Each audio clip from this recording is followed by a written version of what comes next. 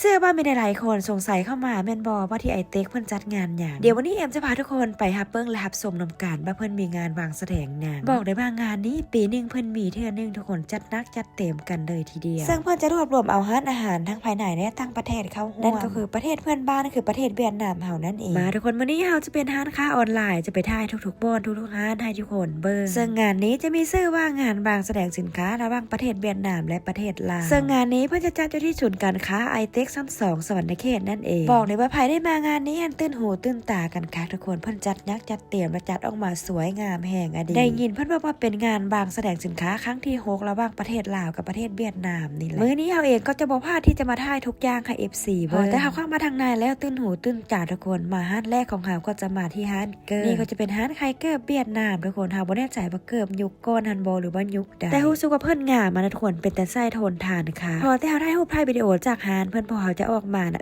เพิ่นเอาอันนี้มาให้ทุกคนโถน่าจะเป็นถงใส่เครื่องเนี่ยก็ต้องขอบใจเพื่อนเด้อไปกันต่อที่ร้านถัดไปทุกคนบอกเลยว่าอาหารในร้าน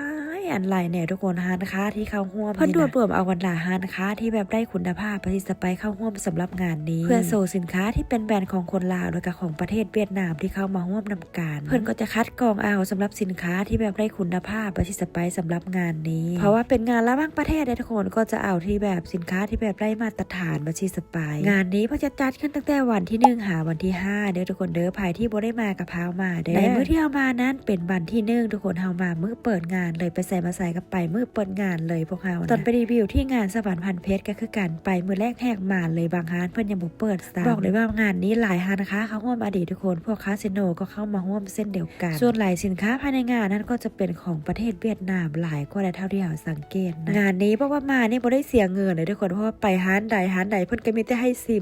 มกันเบิดเลย มากันต่อที่ร้านหินทุกคนอันนี้เป็นหินของเมืองเซโปนมั้งเพิ่นเอามาโซขายนะทุกคนเฮาก็บ่ได้ใจรายละเอียดทุกคนแต่ไปเห็นเพิ่นสวยงามนะก็เลยแวะเข้าไปถ่ายบรรยากาศในงานมื้อแรกคนก็จะยังบ่ทันได้ปานใดถ้าเบิ่งมื้อที่2มื้อที่3ก็น่าจะมีคนได้อยู่มาในโซนอาหารการกินทุกคนเพิ่นจะมีทั้งอาหารเวียดและก็อาหารลาวเข้าร่วมล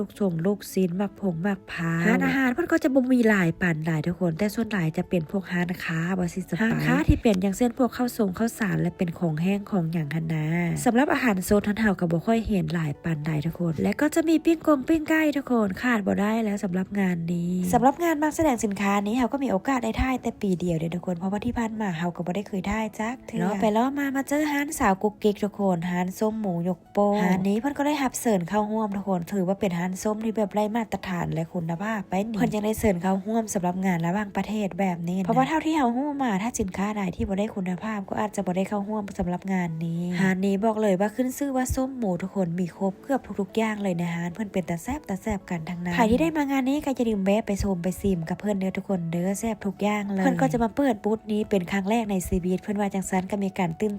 เต้นได้ละเนาะ และที่คักไปกว่านั้นทุกคนเพิ่นจะเอาอาหารทุกอย่างมาให้ลูกค้าซิมฟรีหน้าร้านไปเลยบอกเลยว่าเมนูเพิ่นแต่ละอย่างนะทุกคนถ้าผู้ใดไปงานนี้นะถือข้าวเหนียวไปก็ดีได้จะได้กินข้าวเหนียวกับมั่มเพิ่น เสียดายว่ามีข้าวเหนียวทุกคนถ้ามีข้าวเหนียวกับซีอิ่มไปหากับเพิ่นอยู่ใดเบิ่งแต่เพิ่นเอามาให้ซิมจะมันหลายอันหลายแนวน้องสาวคุณก็เลยซิมไปจัดนักจัดเต็มเลยจ้าเพราะว่าเป็นโมงที่พากันหิวข้าวแม่นบ่สาวเอ็มก็พลาดบ่ได้คือการทุกคนก็เลยมาซิมมั่มเพิ่นนะสำหรับมั่มเพิ่นมันเฮาเคยสั่งมากินแล้วทุกคนสั่งมากินอยู่เทื่อนึง2เทื่อนั่นแหละแต่ว่าเฮาเฮ็ดบ่เป็นเฮาปิ้งแห้งเวลากินเข้าไปนั่นมันแห้งมันแข็งกันบ่ค่อยแซ่บเวลาที่เฮาเฮ็ดนะแต่ว่ามากินอาหารเพิ่นเฮ็ดนะเป็นตาแซ่บอ่อนๆสำหรับห่อส้มและอาหารร้านนี้นะทุกคนมาซื้อเด้อราคาเพิ่นบ่แพงทุกคนและก็ของดีมีคุณภาพอีกช่วงนี้เพิ่นกำลังมาแห้งและในแข่งสวรรค์เขตเฮามาแห้งแซงทางโค้งและส้มหมูยกโป้พอแต่พวกเฮามายืนซิมมาทุกคนจนบ่อยากออกจากร้านเพิ่นซิมตัวนี้แล้วก็ยังตัวนี้ซิมตัวนี้แล้วก็ยังตัวนี้เป็นตาแซ่บแห้งทุกคนถ้าได้ไปอีกเทื่อหน้าก็เฮาจะถือข้าวเหนียวไปพร้อมเพื่อไปกินอันนี้เพิ่น แม่ค้าเพิ่นก็ยินดีนำเสนอแห่งทุกคนเอาตัวนี้มาให้ซิมเอาตัวนั้นมาให้ซิมกาว่าจะให้ซิมทุกเมนูเลยบ่เนาะตัวนี้จะเป็นเมนูกับแก้มทุกคนจะเป็นทอดเอ็นเดืองเด้อสำหรับเมนูนี้ถ้าผู้ใดทอดบ่เป็นก็คือไหม้ไปเลยนะทุกคนนะวิธีการทอดของเพิ่นก็จะได้ทนุถนอมกันแน่แต่ถ้าผู้ใดทอดบ่เป็นก็ถามเพิ่นนะทุกคนเด้อถามวิธีทอดเพิ่นมาเพิ่นทอดแนวใดเฮาเองเมื่อก่อนเฮาไปหาอัน เพิ่นให้กิฟต์กล้องของขวัญมาเฮาก็ยังบ่ได้ทอดกินซะแต่เพิ่นก็บอกวิธีทอดอยู่ทุกคนเดี๋ยวเฮาไปลองเบิ่งทอดมากินกับแก้มเบียร์เนาะคือสิแซ่บต่อมาทุกคนมาเจอร้านนี้น่าจะเป็นร้านไอ้น้องเวียดนามเพิ่นจะขายเป็นพวกน้ำบานนะทุกคนเพิ่นก็เลยเอามาให้พวกเฮาซิมเป็นน้ำบานกันทั้งนั้นทุกคน2 สาวเพิ่นก็กินน้ำบานบ่ค่อยได้ปานใดแต่ปากก็กินไปนำอ้ายเพิ่นสักก้อนซะเป็นน้ำมากหมู่มากมายนะทุกคนเพิ่นก็ต้องเอามาให้ซิมก่อนสำหรับงานนี้ไผที่มานะจนซื้อบ่ได้เสียเงินเดี๋ยวไปร้านใดก็ให้ซิมไปร้านใดก็ให้ซิม นี่เด้อทุกคนเด้อร้านเพิ่นเด้อค่ะมาแบเด้อมีทั้งข้าวสารมีครบทุกอย่างนะเด้อทุกคนได้อาหารเวียดนามแล้วเพิ่นก็จะมาให้ซิมอีกทุกคนอันนี้ก็เป็นเมนูใหม่จากเมนูอีหยังเฮาก็บ่แน่ใจคือกันถ้าเป็นพวกแผ่นเมี่ยงแผ่นหยังอันเนี้ยแต่มันเป็นของกรุบกริบกินได้ว่าสิสปายมาตอนนี้ทุกคนเพิ่นให้มาซิมอันนี้จะเป็นน้ำหมากไม้โซดทุกคนเพิ่นก็เลยมาให้เฮาเลือกเอาว่าจะซิมตัวใดซิมตัวใดเฮาเองก็เลยอยากลองซิมทุกคนเฮาก็เลยมาเลือกเป็นน้ำหมากน